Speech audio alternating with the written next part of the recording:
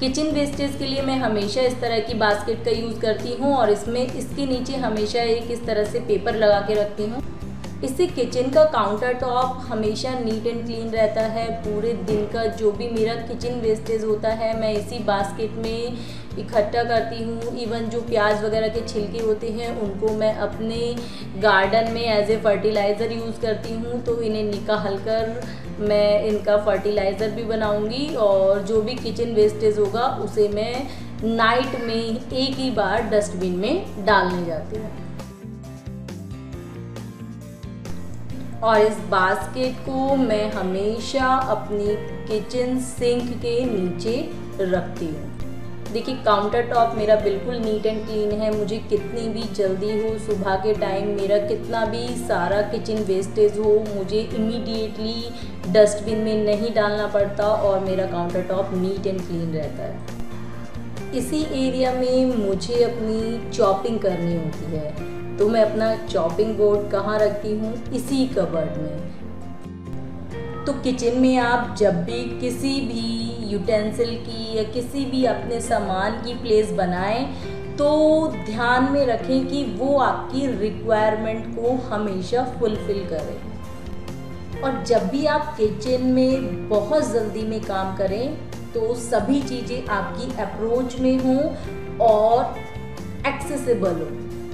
सभी चीज़ों को राइट प्लेस पर रखने से आपकी स्पीड डेफिनेटली बढ़ जाएगी। आपका किचन वेल ऑर्गेनाइज्ड रहेगा, कभी मैसी नहीं लगेगा।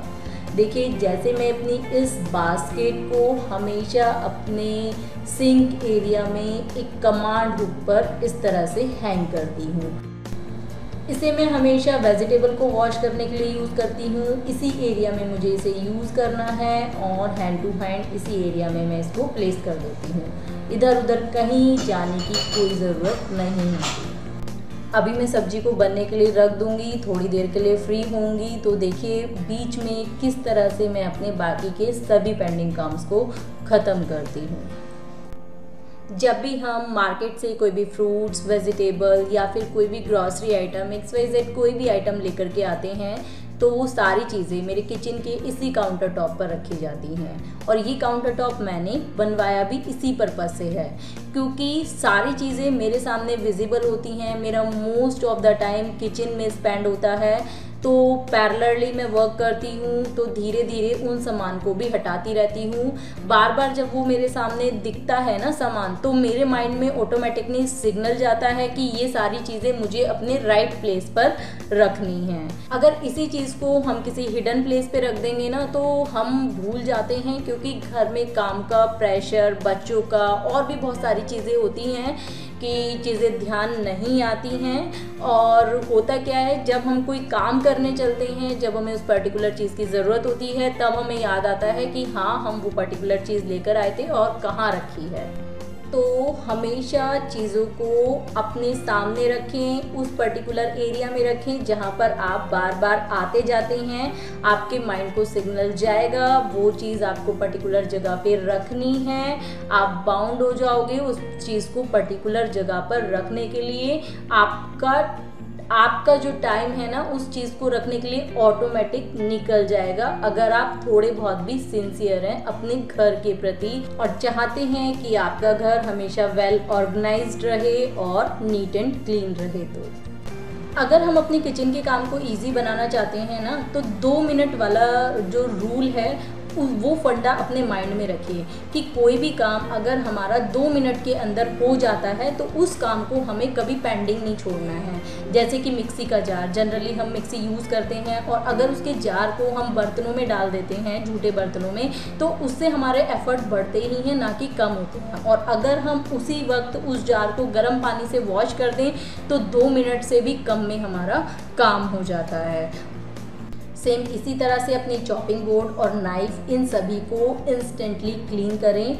और इससे होगा क्या कि आपके जो बर्तनों का, झूठे बर्तनों का जो ढेर है ना, वो आपको बहुत ज़्यादा नहीं लगेगा, बहुत थोड़े से बर्तन लगेंगे। और एक माइंड में सिग्नल जाता है थोड़े से तो बर्तन ही हैं, उन्हें फटाफट से कर लेते हैं। जब भी हमें खाना बनाना होता है, चाहे हमें 2 बंदों का खाना बनाना हो या 5 से 6 बंदों का खाना बनाना हो, हमारे किचन में सारी चीज़ें उतनी ही फैलती हैं जितना कि 1 या 2 बंदों का हमें खाना बनाना होता है। चकला, तवा, परात, आटा, इस तरह की सारी चीज़ें होती ही हैं और इससे किचन हमेशा मैसी होता ही है। वो बात अलग है कि कुछ लोगों से ये कम मैसी होता है और कुछ लोगों से ज़्यादा होता है। इसके लिए ना आप एक रूल बना लें कि जब भी आप अपने तवे पर लास्ट रोटी डालें, इमीडिएटली अपना परात, अपना चकला, बेलन, चिमटा और ये सारी चीज़ें एकदम से अपने किचन सिंक में टैप के नीचे रखें, उनमें पानी अच्छे से फिल कर दें। इतने आप रोटी ये बनाएंगे, इधर का एरिया क्लीन करेंगे, इतने दूसरी तरफ आपका वो जो भी परात में सूखा आटा लग जाता है उसे एकदम से इंस्टेंट क्लीन करने में ना प्रॉब्लम होती है, वो बहुत ही आसानी से क्लीन नहीं हो पाता। इतने वो होगा क्या, वो फूल जाएगा और आपको बहुत ही आसानी हो जाएगी उसको वॉश करने में, बहुत बिल्कुल भी बर्डन नहीं लगेगा उन सब चीज़ों को वॉश करने में। रोटी बनाने के लिए चकले को हमेशा एक क्लॉथ के ऊपर रखें, इससे 2 फायदे होंगे। एक तो आपका चकला कभी हिलेगा नहीं, जो टैप टैप की उसमें आवाज़ होती है वो बिल्कुल नहीं होगी, चाहे आपका चकला कितना भी लाइट वेटेड क्यों ना हो।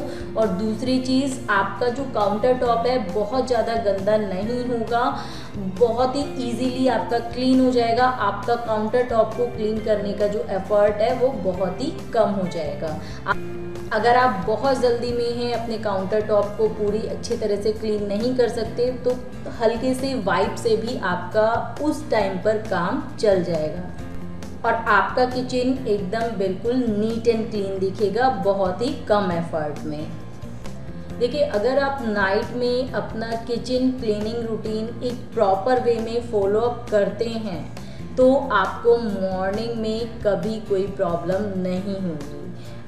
ऑब्वियस सी बात है, पूरा दिन काम करने के बाद रात में किचन की डीप क्लीनिंग का मन बिल्कुल नहीं करता, बट अगर किसी पर्टिकुलर चीज़ की क्लीनिंग करने के बाद हमारी नेक्स्ट मॉर्निंग का जो एफर्ट है वो बहुत कम होने वाला है, तो बेहतर है कि उस काम को कर लेना चाहिए। बट एक रूल बना लेंगे, अपनी डेली की हैबिट में डाल लेंगे तो बिल्कुल भी गाइस इस काम में कोई प्रॉब्लम नहीं होती।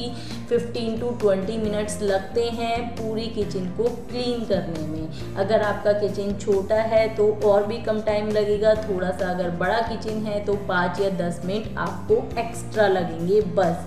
बट द नेक्स्ट डे की जो स्पीड होगी ना काम की, वो बहुत ही गजब की होगी।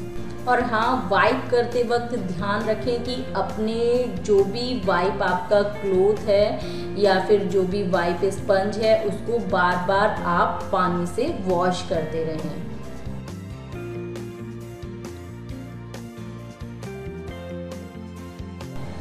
खाना बनाते वक्त आप जितने भी चीज़ों का यूज़ करते हैं, जिन्हें टच करते हैं, जिनके सरफेसेस पर हाथ लगाते हैं, तो उन सभी सामानों को हमेशा वाइप करके रखें। स्पेशली आपकी घी, तेल की बॉटल या फिर जो भी कंटेनर आप यूज़ करते हैं उसके बॉटम को डेफिनेटली क्लीन करके रखें।